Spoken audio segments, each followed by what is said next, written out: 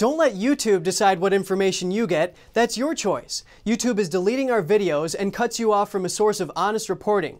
Make sure you don't lose access to NTD's news content, and take a quick moment to subscribe to our newsletter so no matter what happens here, you'll keep your access to a trustworthy news source. Less than 2 years before the CCP virus pandemic sprawled across the globe, scientists from the Wuhan virus lab were planning to release some gene-edited viruses into bat caves. That's as part of their scientific research, which aimed to make the viruses more infectious to humans. And U.S.-based researchers were also involved. Some scientists from the U.S. and China's Wuhan were planning to do some risky research before the pandemic. In 2018, they proposed a project to genetically alter SARS-related bat coronaviruses to make them more infectious to humans, as well as releasing engineered viruses into Chinese bat caves. U.S.-based nonprofit EcoHealth Alliance proposed the research to a U.S. military research agency. They asked for over $14 billion in funding. But the U.S. government rejected the idea, saying it could put locals in danger. The U.S. nonprofit is a longtime partner of the Wuhan Institute of Virology, the lab at the center of pandemic controversy. Scientists from the Wuhan lab were listed as partners in this proposal. The plan was part of a document dump by a group of scientists and activists trying to determine the origin of the CCP virus. Chemical biology professor at Rutgers University, Richard Ebright, tweeted out the findings and said the world should be furious at the news. While Alina Chan, a scientist who works at MIT and Harvard, said even though the proposal was rejected, there's a good chance some preliminary research work has already been done. A fact sheet from the U.S. State Department earlier this year reported that the Wuhan lab has been researching virus engineering, but noted that the facility hasn't been transparent or consistent about its record, particularly when it comes to studying viruses similar to the one that causes COVID-19. Desperation over China's biggest real estate development company is soaring. Multiple investors and employees have even attempted suicide, as Evergrande's default risk keeps rising. The investors of China's leading real estate company, Evergrande Group, are straining under the pressure. Such high pressure that some have even tried to take their own lives. Li Ling, a resident from Anhui province, invested her entire life savings and that of her parents in Evergrande Wealth Management, a subsidiary of Evergrande Group. She saw no hope of getting the money back and in desperation turned on the gas. Now she's in the hospital. She says many residents in her community had purchased their products because it was a better deal than the bank. We use pseudonyms to protect our interviewees' identities, to keep them and their families safe in China. My parents are approaching 90. Their hard-earned money was all invested there. I didn't tell them about the issue. I carry it all by myself, so I couldn't eat or sleep. My husband doesn't know either. If he knew, he would have beaten me to death. I didn't want to live anymore, so I turned on the gas. I'm in the hospital now. An Evergrande employee from Anhui province, Cheng Da, tells us for many years, employees got Evergrande Wealth products. The company leaders assigned what they called purchase tasks to their employees. If anyone failed to buy, the money would be deducted automatically from their wages. Chen says some employees had purchased company stocks for their relatives and friends too. And adding to the pressure, this month, the company stopped paying its employees. Chen says these factors combined to drive a number of employees to attempt suicide. Evergrande forced us to buy its products. That was illegal and fraudulent. We have reported it to the police, but no one has dealt with it yet. Now employees cannot receive wages. Our relatives and friends are hurt too. Some employees cannot bear it and don't want to live anymore. There are cases of employees jumping off high-rise buildings. As part of its solution, on Saturday, Evergrande began repaying its wealth product investors with property, but most of the investors rejected it. In Anhui province, most of the properties are parking spaces, very few houses. Each parking space is valued at about $8,000, and investors note that price had more than doubled. No one can accept that proposal. It's definitely unreasonable. If we don't have a house, why do we need a parking space there? I can't accept the 3 proposals. The first, 10%, is too little. Besides, we don't trust him. All the money is with them. Now they want to trade in property, but I have to pay. I don't have money to pay. An online screenshot shows that a financial advisor of Evergrande, Mr. Wong, posted in his WeChat group alleging, "I had a client who heard the news and died from a heart attack." Police intercepted a protest of hundreds of investors in Wuhan and sent them away on a bus. And a federal arrest warrant is now issued for Brian Laundrie in connection with the death of Gabby Petito. The FBI now wants him for bank fraud. They say Laundrie used an unauthorized access device after Petito's death. That refers to a debit card and a personal ID number the man used. The FBI is still searching for the missing man. And New York State's top health official is resigning. Howard Zucker will step down as health commissioner after the governor finds someone to succeed him. Zucker is known for defending former Governor Andrew Cuomo's pandemic response policies.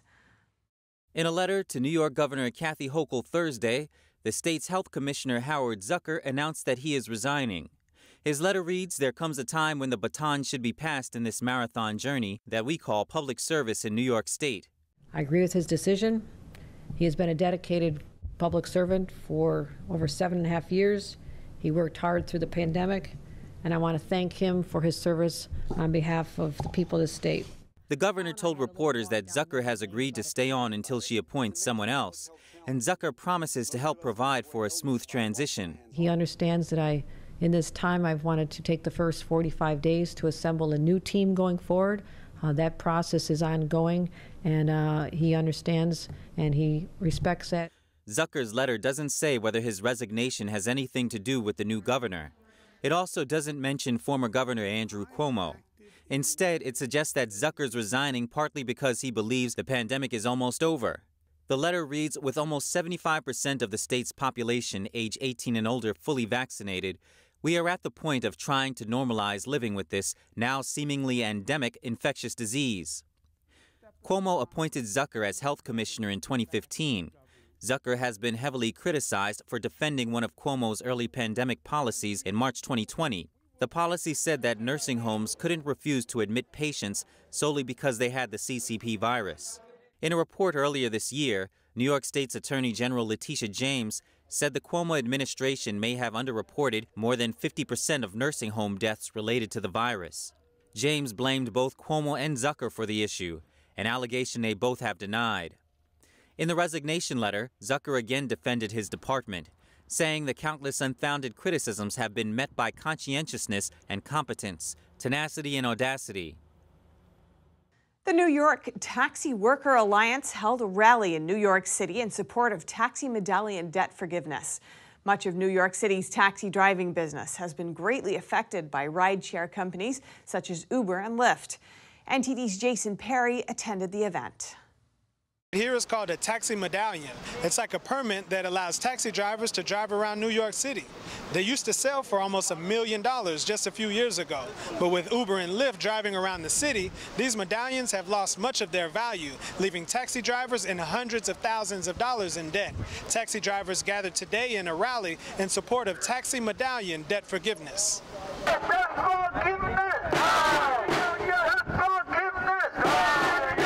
Without buying the medallion, CD let the Uber and Lyft company took our fare, steal our fare. They sold us, the CD sold us, we lost the investment, we lost the retirement. In 2009, Chow's brother, Kenny Chow, bought a taxi medallion for $700,000 before the value suddenly crashed. My brother, Kenny Chow, he very, very frustrated, very upset, and very angry, and I can't tell you now. His brother was one of 9 taxi drivers who committed suicide in 2018. Even after the suicides and all the ruin, on the final days of this administration, instead of adopting a plan that will cost this city just a couple $1 million a year extra, which is a fraction of a $96 billion budget, they would rather sell lies than to fix this crisis. Assemblyman Ron Kim says that New York City taxi drivers are not being treated fairly. It was a system that socialized the risk for private banks, the big corporations, for the billionaires, but gave you nothing. They took your profits, You, every one of you here, create the wealth of the city, the social, cultural wealth of the city. You deserve everything, not the banks. Yes, that's right. Assemblywoman Jessica Gonzalez Rojas saw a flyer from 2014 that advertised the taxi medallions. Somebody shared with me this flyer. It said, "Do you want to own a piece of New York?" This flyer sold our taxi workers a dream. But what they instead did is sell them a nightmare. We also spoke to some other taxi drivers whose lives have been affected. Sudeb Halber has been a taxi driver for 22 years. Uber coming, Lyft coming, my business going down, down, down, down, down. Balkar Singh has been a taxi driver for 30 years. So bank make money anytime, but we cannot make money. It's very hard for us. So mayor should do something, He can do it. He have power, And Schumer with him, he can do it.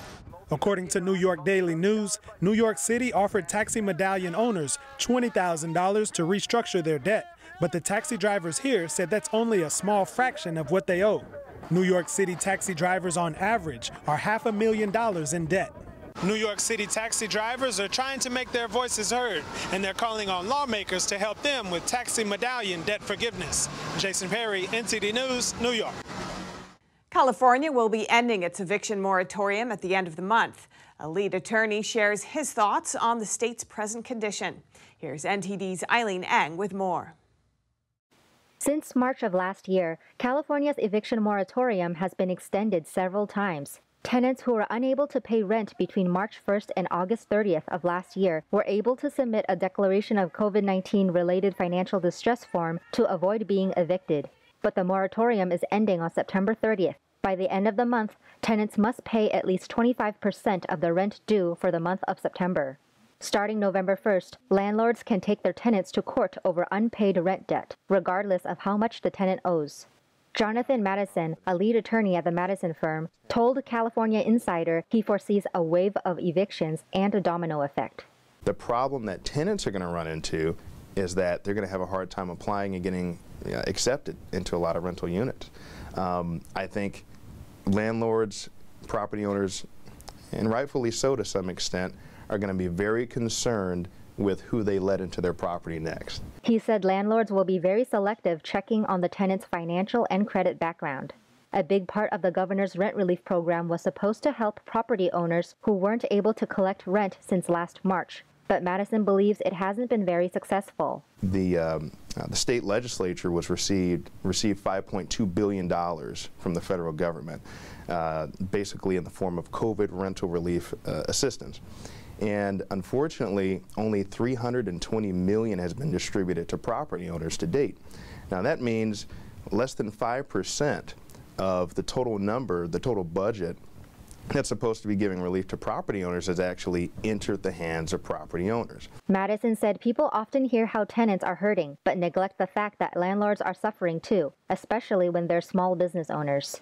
Many of my clients are small mom and pop landlords, people who live off of the income from their tenants just to survive. Like retirement, they'll use a home, a second property that they're renting as just retirement funds. He foresees a surge in the homeless population since there's also a housing shortage. In the meantime, a landlord can only evict a tenant if they provide a legally valid reason. If landlords try to evict a tenant by locking them out, removing their property, or shutting off utility services without going through court, they can be fined up to $2,500. Eileen Eng, NTD News, California.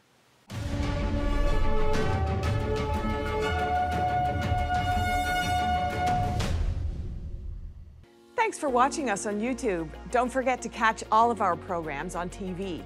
NTD Evening News is on every weekday at 6:30 p.m. Find your local NTD channel at ntd.com/TV.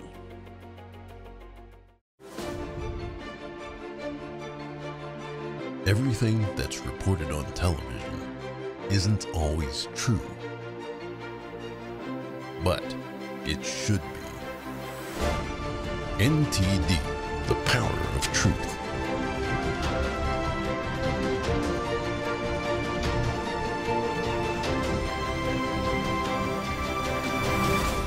Available 24/7 on television and streaming platforms.